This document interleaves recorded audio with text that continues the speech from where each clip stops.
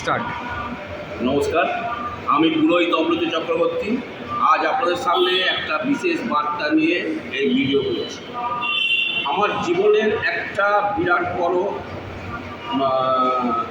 যেটাকে বলা যেতে পারে আর কি প্রেরণা, আমার বিরাট বড় একটা জায়গা যেটা আমি কোনোদিন ভাবতে পারিনি, সেটা অনুভব করে আমি আজকে সবার কাছে এই বার্তাটা পৌঁছাতে চাই এই ভিডিওটা করে, যে সবাই যদি ভগবানের কাছে নিজের মন থেকে আত্মা থেকে কোনো না কোনো প্রার্থনা করেন, ভগবান নিশ্চয়ই সেটা শুনে।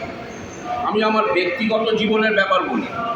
আমি একটা বিষয় খুব টেনশনে ছিলাম এক সময়, মানে কিছুদিন আগে পর্যন্ত। একজনকে আমার কিছু টাকা দেবার ছিল।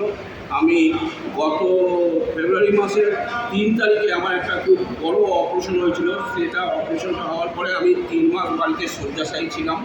শয্যাশায়ী থেকে উঠে যাওয়ার পরে কাজকর্ম ঠিক সেরকমভাবে পুজো পাঠ আসছিল না বলে আমি খুব চিন্তায় ছিলাম যে আমার পরিবার আছে, একটা জায়গা যেখানে আমি থাকি সেখানে ল্যান্ডলর্ড আছে, তার বাড়ি ভাড়া আছে, তারপরে নিজের কিছু এই 3 মাসের মধ্যে দেনা আছে যেগুলোকে শোধ করতে হবে, আমি কোথা থেকে করবো, এই চিন্তা করে আমি এক মনে ডেকে চলেছিলাম বাবা লোকনাথকে। মঙ্গলময় বাবা লোকনাথ, শিবকল্প মহাযোগী বাবা লোকনাথকে এক মনে ডাকছিলাম আর বলছিলাম, বাবা গত 2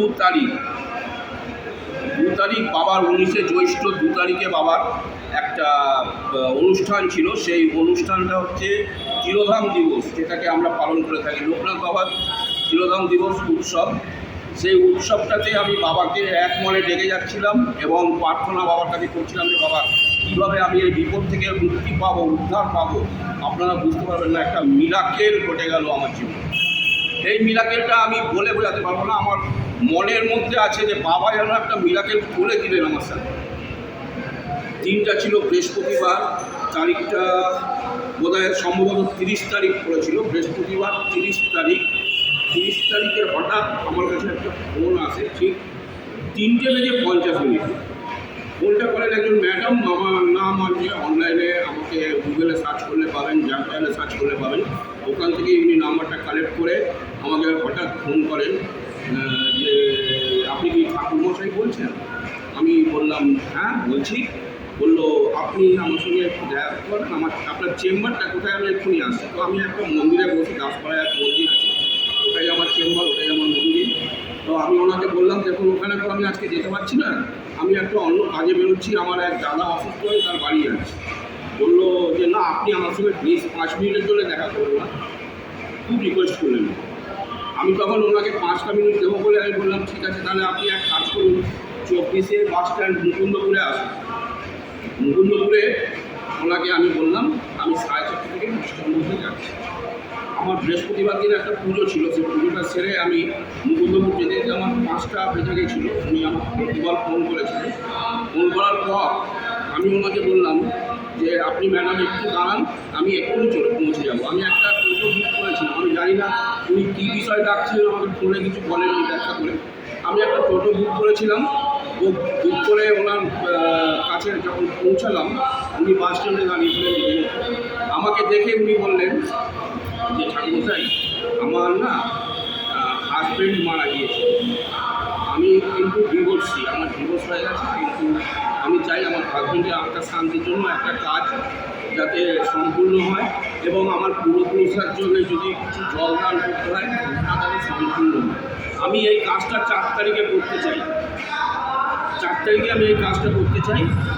তো আমি বললাম যে ঠিক আছে কোনো অসুবিধা নেই, আপনি 4 তারিখে করতে চান। আমি একটা এমন বললাম ওনাকে এই এমন খরচা আছে, আপনি যদি 4 তারিখে করেন তাহলে এটা ব্যবস্থা হয়ে গেলে আমি বলে দেবো।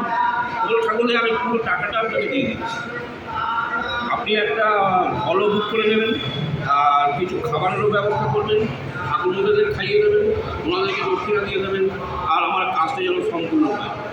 আমি আপনাকে 3 তারিখে ফোন করব বলে আমি ওনাকে বললাম ঠিক আছে, কিন্তু আপনি এইভাবে থাকবেন তো। কিন্তু উনি সব টাকা আমাকে পেমেন্ট করে দেবেন। পেমেন্ট করার পর ওনার ফোন কন্টিনিউয়াস সুইচ। 3 তারিখ রাত্রি 1:30 পর্যন্ত আমি ওনার ফোন ট্রাই করেছি, সুইচ অফ। আজকে সকাল 5টার সময় ট্রাই করেছি, সুইচ অফ, ওনার সঙ্গে কোনো যোগাযোগ। আমি জানি না উনি কে ছিলেন, উনি যেখানেই থাকুন যদি আমার এই বার্তা ওনার কাছে পৌঁছায়, আমি শুধু ওনাকে এটাই বলতে চাই যে আপনার পরিবারের জন্য আমি বিশেষ আন্তরিকভাবে কাজ করলাম। আপনি নেই, আপনার নাম জানি না, আমি গোত্র জানি না, কিন্তু আন্তরিকভাবে এই কাজ করলাম যাতে এই কাজ সম্পূর্ণ হয় এবং আপনার পূর্বপুরুষ এবং স্বামীর আত্মা যাতে শান্তি পান, ওনারা স্বর্গবাসী হন, এই কামনা করে আজকে আমি ওনাকে যেহেতু ওনার পারমিশন পাইনি, কিন্তু উনি 4 তারিখ বলে দিয়েছিলেন, আমি সব বুকিং করে রেখেছিলাম, কাজ শুরু করেছি, কাজ হচ্ছে, এখন পর্যন্ত কাজ চলছে। এই বলে আমি আমার বক্তব্য শেষ করলাম। নমস্কার।